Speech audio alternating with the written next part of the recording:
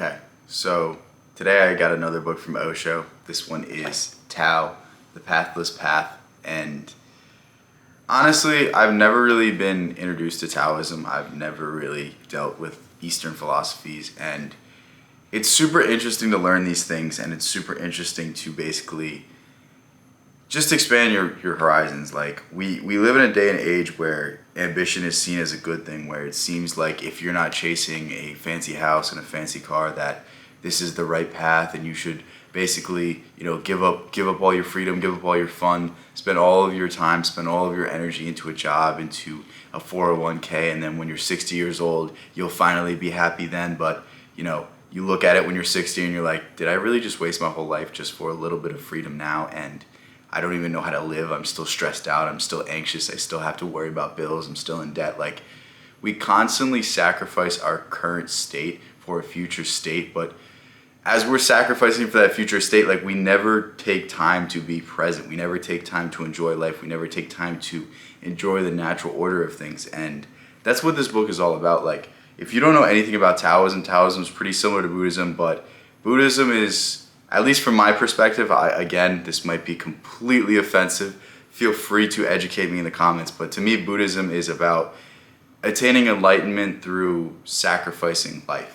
Attaining enlightenment from, suppressing all your urges through, extreme poverty, through this, through that, where Taoism is just getting back to the natural order. Taoism is, you were born happy as a child. You were born enlightened as a child. Society made you this way. Society told you to chase excellence. Society told you to, get a job, go to college, go to debt, do all these things, put all these responsibilities, sacrifice the present for the future. And it's really interesting to juxtapose, like, who is actually happy in society? Is it the man that, has a $1 billion corporation, has all these stockholders constantly calling him, something goes wrong, something in the plant malfunctions, the machine goes down, there's all these supply chain issues. Like, every day there's a new issue. Every day that billionaire wakes up to a million phone calls, there's something else he has to deal with. There's a pressing matter, and he can't enjoy the money he's made. And I'm telling you, there's somebody out there homeless who's literally singing on the street, who is the most happy person you will ever meet, because they don't conform to society. They just exist. They just live their life. They're happy with what they have, and that person is way more happy than that billionaire who's waking up in the middle of the night getting these phone calls of the dumbest possible problems that you could ever imagine. And it's like, I want you to start evaluating these thoughts. And obviously I gave an extreme example, but it's a super interesting thing to start applying to your own life, because we in the West have never thought of these ideas. We in the West have been sold that, one day when you have that wife and kids, when you have this, when you have that, when you've been going to your job for 50 years, you'll finally be happy. You'll finally be able to rest. But it's like, life never ends. Life is all about new challenges. Life is all about embracing the change and embracing the new things that come to you, because when you stop changing, that's when you die. If you fail to change, that's exactly where you die. If you stop evolving at 22 when you graduate college, if that's the last time you pick up a book and learn, like, you died at 22 and you just waited 50 years to actually have the outcome come into existence. Like, we need to start applying these ideas into our lives, because let's face it, as a culture, as a society, we're basically screwed. Like, look at the things that are put on TV. Look at the Olympic ceremony. Look at, like, the degeneracy. Look at all of these wild things that are springing out of just, the modern culture. And it really reflects on us, because our culture, the things that are in popular culture and popular media, like, they're reflective of the society we live in. And it seems like we've really gotten away from what actual happiness is. Actual happiness is just living.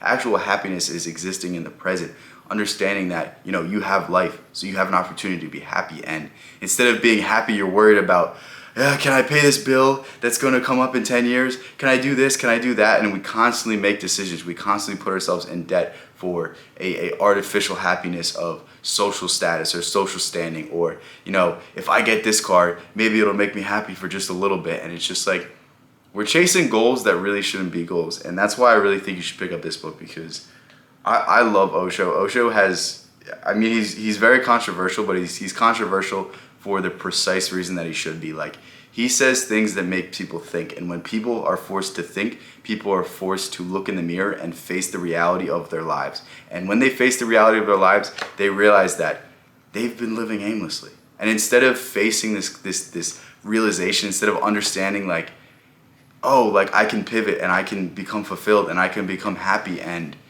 through this realization I'll be able to change my life and change my existence and change the world. They would rather reject these ideas and rather reject these things and say like, no, this guy's bad because he said something that is counter to something else that somebody else said. And it's just like, it's ridiculous. And I want you to approach life with an open mind. If you learn anything from me, take an open mind to everything. Always understand that whoever is speaking has some different insight, and if you can grasp their insight, you don't even have to accept it, you don't even have to believe it, but if you can really genuinely hear what someone else is saying, you can come to such an understanding that it's a beautiful way of life. It's a beautiful way to approach ideas and not have a strict mindset, not have a preconceived notion of who they are as a person, what their beliefs are, the things that they stand for, and you could just see the goodness in everybody. And it all starts with the simple things. It all starts with the presence. It all starts with being there in the moment. And again, I love Osho. This is another tremendous book by him. If you like the things I was saying about this Taoism, or if you didn't like the things I was saying and you want to prove me wrong, please let me know in the comments, because I'm always interested into, I might be right or I may be completely wrong, so just let me know. But yeah, the link to this book will be in the description.